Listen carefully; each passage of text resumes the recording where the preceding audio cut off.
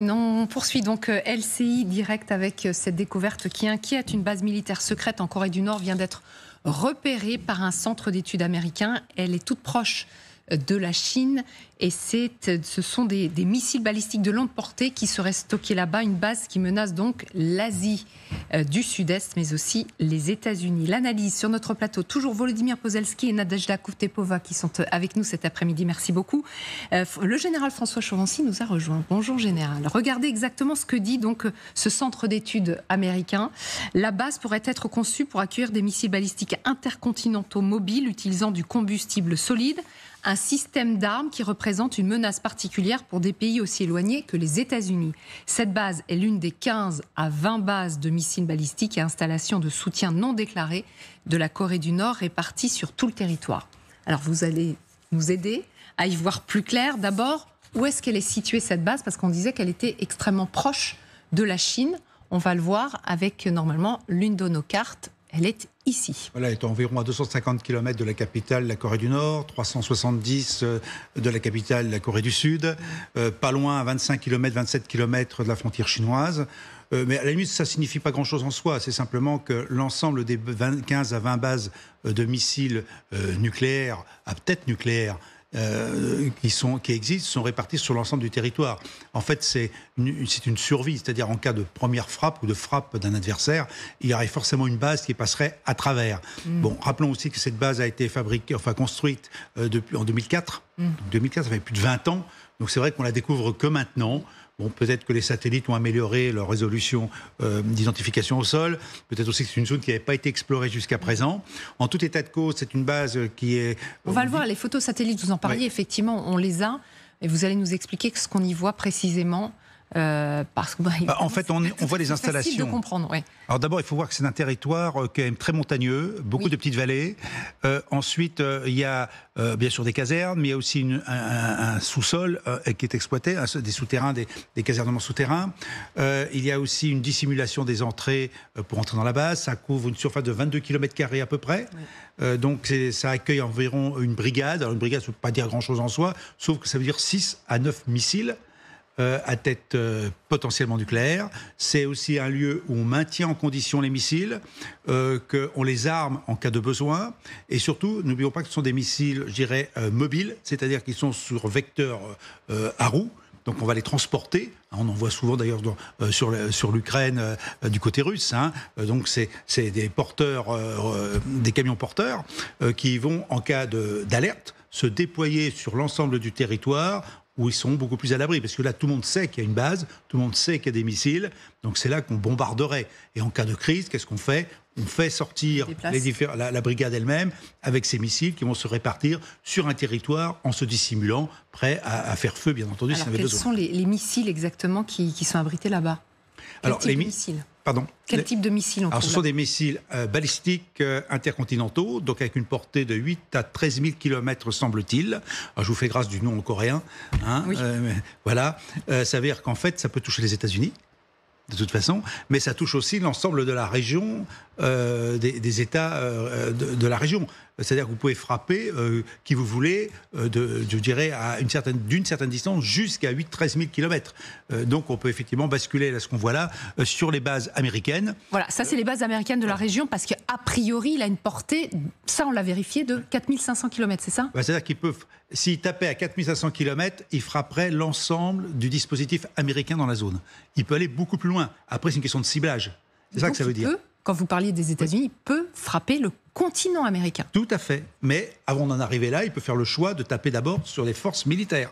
En l'occurrence, là, vous avez en gros, on voit les chiffres, plus de 100 000 hommes qui sont déployés, aussi bien au Japon qu'en Corée du Sud, que l'île de Guam. Dans les Philippines, bon, il y a une base qui est en train de se remettre en état, alors que ça avait été abandonné pendant quelques années.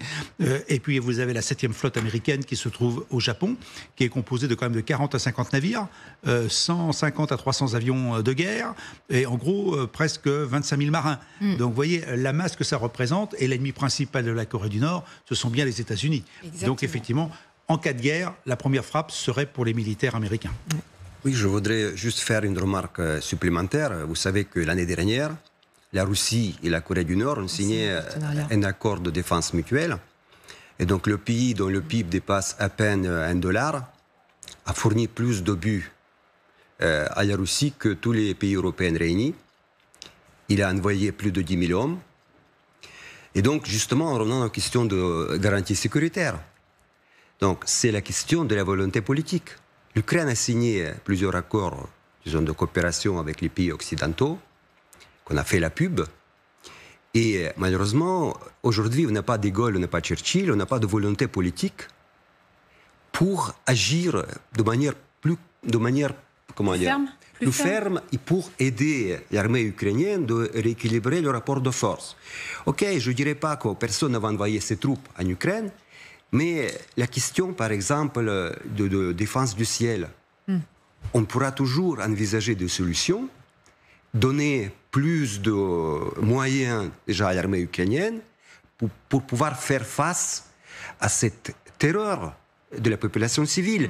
Le sujet, ce sera justifié sur tous les plans. Exactement. Mais dans les partenariats, les garanties de sécurité, d'après vous, donc, qui sont assurées à la Russie par la Corée du Nord. En tout cas, c'est un partenariat actif dans cette guerre, selon vous. Théo Clément est également en direct avec nous. Merci d'être sur LCI cet après-midi. Bonjour, chercheur associé à l'EHESS, spécialiste de la Corée du Nord. C'est une menace, une réelle menace, cette base qui vient d'être découverte, selon vous? Non, c'est pas du tout plus une menace que les 15 ou 20 autres bases balistiques qui existent en Corée du Nord. C'est certainement pas une menace pour la France. On n'imagine pas trop la Corée du Nord se mettre à tirer des missiles à tête nucléaire sur Périgueux ou sur Paris. Il faut savoir raison garder. Alors c'est un beaucoup de mes collègues de CSIS d'avoir réussi à identifier cette base. Il y a beaucoup d'éléments dans l'article et dans le rapport qui sont encore un peu spéculatifs, même si ça demande qu'à être confirmé. Et en l'état actuel des choses, il n'y a pas d'éléments qui permettent le prouver, notamment la nature et donc la portée des missiles qui sont stationnés. Après, c'est un beau coup de leur part, c'est une belle trouvaille. Ça ne change pas du tout fondamentalement l'équilibre politique de la Corée du Nord. La Corée du Nord a des missiles intercontinentaux à très longue portée, a l'arme nucléaire, a une relation en dents de scie avec la Chine, a une relation très étroite actuellement depuis 2 ans max avec la Russie. On en est toujours là. Une base de plus, une base de moins, ça ne changera pas cet équilibre-là. Stepova, une question pour vous. Tout est clair, ce que vous aviez expliqué, mais pourquoi cette base était secrète? Parce que si c'est secrète, ça veut dire qu'il y a de quoi cacher. Parce que dans ces circonstances où ces pays axes du mal préfèrent poser sur le drapeau toutes les menaces, et maintenant, la base secrète. Pourquoi elle est secrète? Quel secret est dedans? À votre avis, pourquoi? Alors malheureusement, je ne suis pas l'europossesseur d'un système de missiles, mais si j'en avais un, je ne dirais pas forcément où est-ce qu'il est situé, pour la simple et bonne raison que je n'ai pas forcément envie que mes ennemis potentiels se mettent à eux-mêmes tirer des missiles dessus, en fait, tout simplement. Même si Pyongyang, on est d'accord, normalement la Corée du Nord, elle est censée déclarer ses bases militaires, hein. Sauf qu'il y a bien longtemps que c'est devenu caduc, ça. Ah oui, non, mais la Corée du Nord est censée déclarer beaucoup de choses. C'est quand même un pays qui ne partagent pas d'informations, même des informations tout à fait bénignes, tout à fait banales. Ils vont certainement pas se mettre à partager la géolocalisation de leur base militaire. Même si, alors, on va revenir sur une séquence, c'était il y a quelques jours, Kim Jong-un, alors à travers la télé coréenne, qui a appelé ouvertement à l'expansion rapide de son arsenal atomique. On écoute, vous analysez pour nous après. Kim Jong-un a déclaré que, comme il l'avait déjà souligné, la situation sécuritaire à laquelle le pays est confronté devient de plus en plus grave. La situation actuelle exige des changements fondamentaux et rapides dans la théorie et la pratique militaire existante, ainsi qu'une expansion rapide de l'armement nucléaire.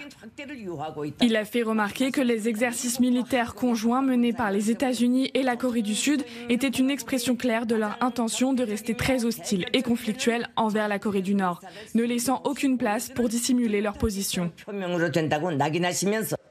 Théo Clément, on est très loin de la dénucléarisation, hein. Ah oui, non, ça on en est très loin. Et alors, c'est un autre débat et c'est pas votre question, mais je pense que on peut s'asseoir dessus pour au moins quelques dizaines d'années. Après, ce qui est intéressant dans le passage que vous avez montré, donc cette dame s'appelle Ri Chung-hee et c'est la présentatrice du journal télé nord-coréen qui est à la retraite normalement, mais qui vient parler des sujets particulièrement importants. Là, le fait que la Corée du Nord cherche à mobiliser sa population sur des thématiques militaires est assez intéressante dans la mesure où ça fait 5 ans, avec la période de Covid, où la Corée du Nord était relativement en retrait. Alors, exception faite évidemment de ce déploiement qui est quand même assez spectaculaire sur le front, enfin en Russie, mais sur le front ukrainien. Il semblerait que la Corée du Nord cherche à poursuivre dans cette direction. Kim Jong-un a notamment rendu hommage aux différents soldats nord-coréens qui étaient morts, a admis le fait qu'il y avait eu des pertes nord-coréennes sur le front ukrainien. Donc on a plusieurs indices qui laissent penser que la Corée du Nord va poursuivre sa quête de coopération militaire avec la Russie. On a tendance à retenir que les effets militaires de cette coopération, mais on parle d'un partenariat qui est beaucoup plus large que ça. On parle de science, on parle de culture, on parle de technologie, etc.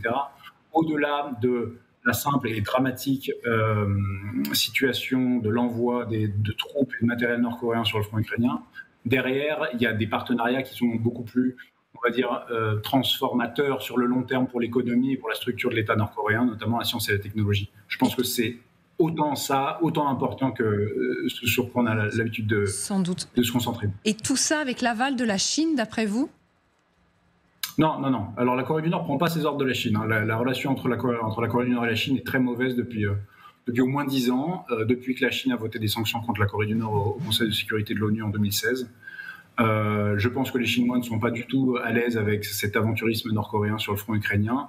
Mais de fait, la Chine peine beaucoup à avoir une relation qui est équilibrée avec la Corée du Nord. Il y a une espèce de chauvinisme chinois qui est très très fort. Les Nord-Coréens sont des gens qui réagissent... l'État nord-coréen réagit très mal à tout ce qui est considéré comme une attaque vis-à-vis de sa souveraineté. Donc, la Chine aurait pu éviter cette situation qui ne l'arrange pas si elle avait mis en place une approche et un engagement de la Corée du Nord qui était plus respectueux des sensibilités nord-coréennes. Mais malheureusement, ils n'ont jamais véritablement réussi à faire ça. Merci beaucoup, Théan Clément, d'avoir répondu à nos questions très précisément. C'est extrêmement clair cet après-midi dans LCI Direct.